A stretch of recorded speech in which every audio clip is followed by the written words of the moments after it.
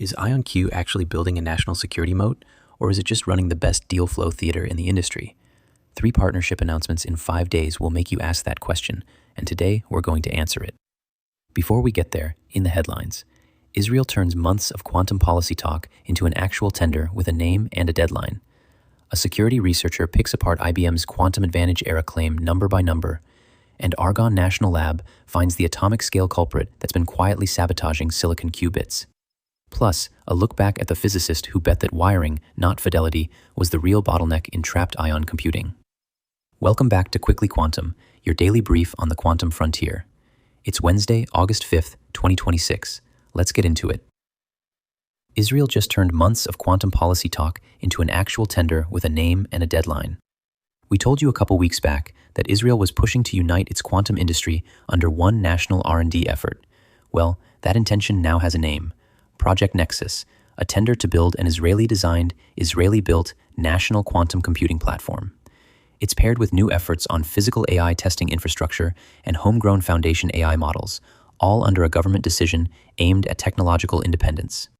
Dr. Smadar Itzkovich, who runs the AI and Quantum Sovereignty Lab, told the Times of Israel it's a bold move for a still emerging technology, and compared it to similar plays already made by Japan and the UK this year. Now here's the honest skepticism. Ambitious national tech announcements like this one don't always survive contact with budgets and politics, and it's fair to ask whether Project Nexus actually gets funded and built, or joins the pile of intentions that quietly stall out. So the ambition's back. The question is whether the follow-through is too. A week ago, IBM declared what it's calling the quantum advantage era. 3 papers, it says, prove quantum computers can now do something classical supercomputers genuinely can't match, with verification built in so you don't just have to take IBM's word for it. IBM's Jay Gambetta put it plainly: we are now firmly in the quantum advantage era. Now, a quantum security researcher who posts as @infosec on X spent this week pulling the papers apart line by line. There read: the University of Chicago result is genuinely the strongest of the 3, backed by a real device-dependent fidelity certificate, but the other 2 papers lean on heuristics and rough approximations rather than hard proof. Their conclusion, laid out in the thread: IBM packaged one explicit advantage claim, one empirical result that goes beyond tested classical simulation, and one trust framework, and called all 3 together an era. Worth remembering, these are brand new papers, not yet settled science. The debate that's dogged every advantage claim since Google's first one hasn't gone away. It's just got sharper math attached to it now. Half a world away, Fujitsu-Monash University and Australia's CSIRO signed a Memorandum of Understanding on August 4th to give Australian researchers and students direct access to Fujitsu's quantum systems and simulators, hosted in Japan, as part of a workforce building push. The 3 groups are eyeing a dedicated quantum research and education hub inside Monash's IT faculty, with work focused on optimization, machine learning, and simulation for things like cybersecurity and climate science. As @electronics_med put it on X, it's Australia and Japan advancing quantum research and innovation together. Now, this one's single source so far.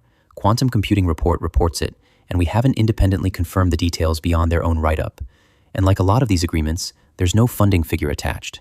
It's an access deal and a talent pipeline, not a hardware deployment. Still, pairing 2 countries' quantum ecosystems this directly is worth noting as the sovereignty trend keeps spreading. Here's a story that won't trend on its own but matters more than most headlines this week. Researchers at Argonne National Lab used the Chicago quantum computing testbed, working with a 12-qubit silicon quantum dot processor fabricated by Intel, to figure out why silicon-based qubits behave so inconsistently from chip to chip. The culprit? Atomic scale disorder inside the silicon quantum well itself, which throws off something called valley splitting, the energy gap that keeps an electron's quantum state stable. Get that gap wrong, and the electron leaks into the wrong energy level, introducing errors. Intel's James Clark says this reframes the problem. It's not some mysterious quantum quirk, it's a materials engineering challenge with an actual target to fix. It's a reminder that the industry's scaling bottleneck isn't just about clever architecture, it's about atoms sitting slightly out of place in a wafer. Nobody's claiming better qubits yet, but now they know exactly what to chase. While IonQ dominates headlines this week, more on that in a minute, it's worth remembering how it got some of its best hardware in the first place. Quantum Zeitgeist published a profile today of Chris Ballance, the Oxford physicist who, back in 2016, published a 2-qubit gate that worked 99.9% of the time, among the highest fidelities recorded on any platform for about 5 years. His bet wasn't that the gate needed to get better. It was that the way everyone controlled ions, with lasers steered across an optical table, could never scale. So in 2019, he co-founded Oxford Ionics with Tom Hardy to move that control onto a chip instead. IonQ bought the company in a deal announced in June 2025 for right around $1.075 billion. Oxford University Innovation calls it the largest quantum acquisition yet to come out of the University of Oxford. Ballance's argument was never really about phylogence, it was about wiring, and it's looking like he was right. Now, onto our main story. Is IonQ building a genuine national security moat, or is it just remarkably good at generating headlines? Call today's thesis the MOU stack, because that's exactly what's piling up. Today, IonQ announced it signed a Memorandum of Understanding, an MOU, basically a formal handshake that says two organizations intend to work together with no binding commitment attached, with Sandia National Laboratories.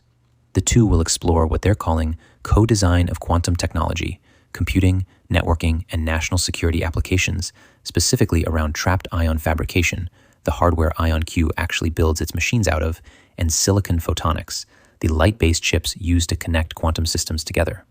Here's what makes this one different from a generic research MOU. Sandia isn't a new name to IonQ. Dr. Rick Muller, IonQ Federal's chief scientist, put it directly.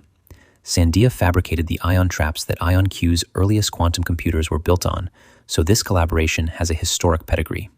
What's new, he says, is the scope, putting IonQ's hardware and applications teams directly alongside Sandia's expertise in ion trap fabrication and photonics, the two things Muller says determine how fast quantum computers scale and how well they talk to each other.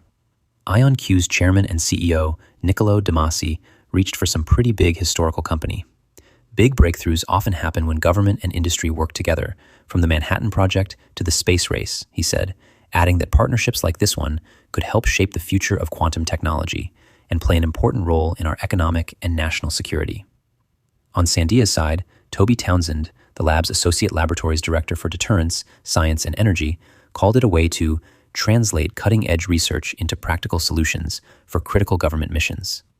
Now here's the part that actually matters for the bigger picture.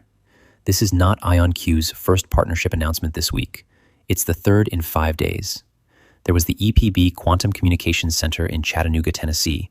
There was the close of IonQ's Skywater Foundry acquisition, and now Sandia.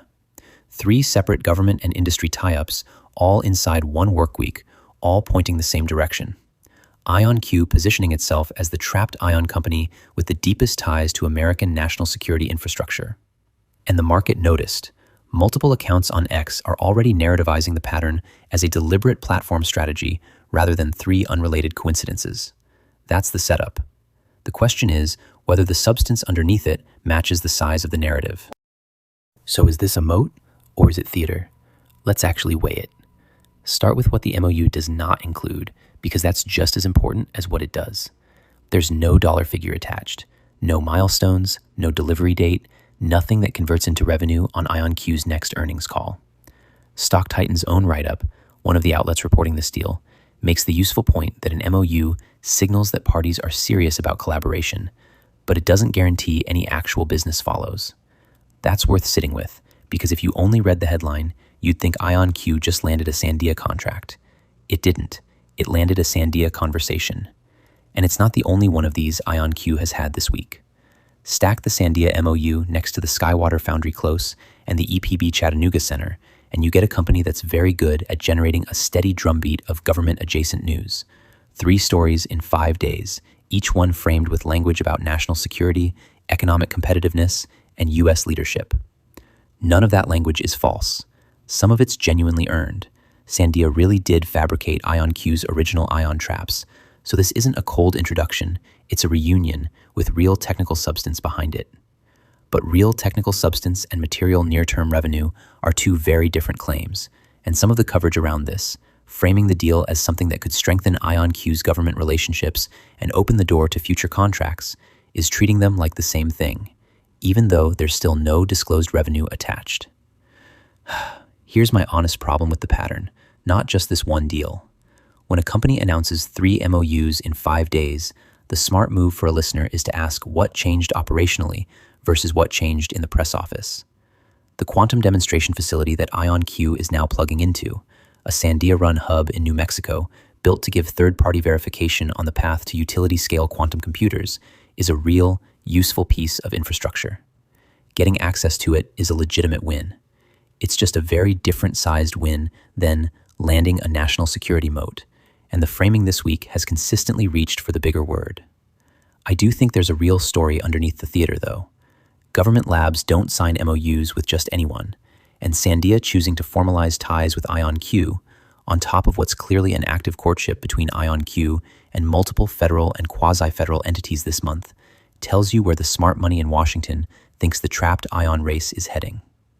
If IonQ turns even one of these 3 MOUs into an actual funded contract in the next couple of quarters, the moat argument gets a lot stronger, fast. If none of them do, this week was very good marketing and not much else. So here's where I land. The historical relationship with Sandia is genuine.